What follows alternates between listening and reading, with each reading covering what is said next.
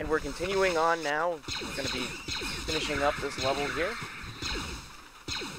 Heading up towards the upper portions of the Valley of the Jedi, or at least the outer parts of the Valley of the Jedi. So, you know, I'm just fiddling with the screen. So as you can see here, just took out some of them little flying shrimp-looking things, whatever they're supposed to be. I don't think they're Minox. Now, Minox have like a big sucker for a mouth. These things are like insectoids. So I'm not sure what exactly those things were supposed to be. Alright. So there's a secret area on that ramp to the left that I'm trying to figure out how to get to. Again, since it's been forever since I played it, it was kind of trial and error with this little portion here. So trying to figure out which force power to use. Basically, the idea is to just use force speed and just run up that ramp on the left, because that's just a lot easier than trying to, like, do anything else with it. So, I figured it out. There we go. Now the tricky part is getting back onto that little platform without dying. So as you can see, I was unsuccessful there. Try this again. Okay, got it, and come on.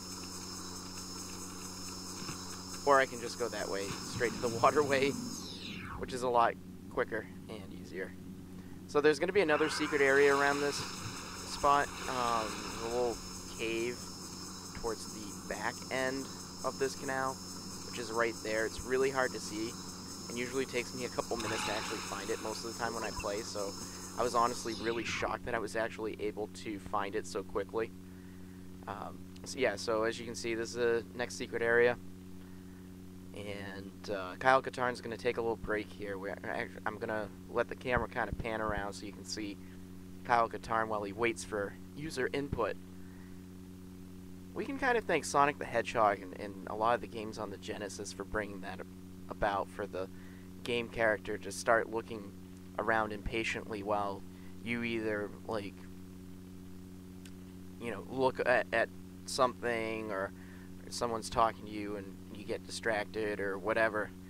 You know, I've always liked that in video games. I enjoyed when they brought that kind of thing in.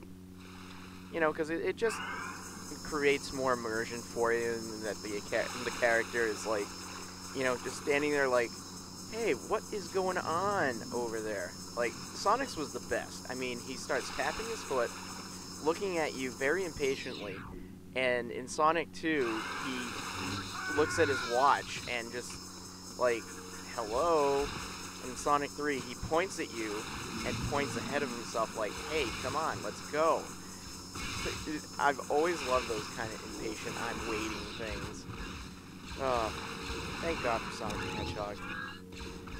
That's easily one of my favorite games of the 16-bit generation, though it's not my personal favorite, because, as you know, I like Rocket Knight Adventures, which was kind of derived from that whole, like, animal mascot thing.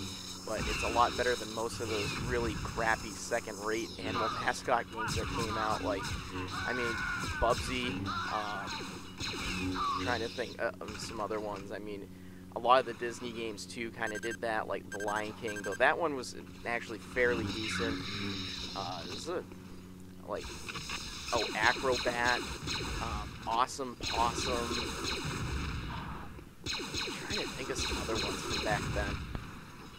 Jeez, there were so many of them, and that was the problem. It's like all of a sudden everyone's like, "Hey, look, there's this rodent, and he's become a huge star on the Sega. Let's go ahead and make side scrollers with animal mascots. That's really gonna, you know, get people excited to play these games that are half-baked anyways." You know, in a way, I don't think that a crash ever did happen in 1983. But in a way, a lot of the shovelware that you get, like on systems like the Wii now, or like what you used to get back in the 90s with the older consoles, a lot of that, you know, is just, it's no different than the shovelware that got put on, like, the Atari and things like that. You know, games that you know, nobody put a lot of thought into. They just made them to make a little bit of extra dough. And, you know, unfortunately, when games like that come out, the only people that really get hurt in the end are the gamers and the game companies, because that's not only is it lost profit for the game companies, but it's, you know, it's a game that nobody wants to play, and it's just, you know, a loss of resources. And, you know, for gamers, it can have dire consequences for a console. Like, I mean, look at the Wii. That started off with a real bang. You know, all the first-party Nintendo games for it are excellent for the most part. You know, you got like Super Mario Galaxy and things like that. And then, you know, you get all the shovelware that comes into it, trying to use the motion controls in a really half-assed way, and nobody wants to play it. And I think that really hurts consoles in the end, because, you know, eventually people who have bought it can't get any games for it, because, you know, the games that come out are usually crap, and, you know, the ones that are worth playing are so few and far between.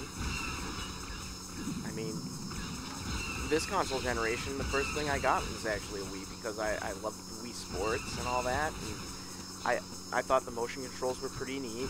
I wasn't like a huge fan of them, but I still felt the games were fun, and ultimately, you know, that's why you should be playing games.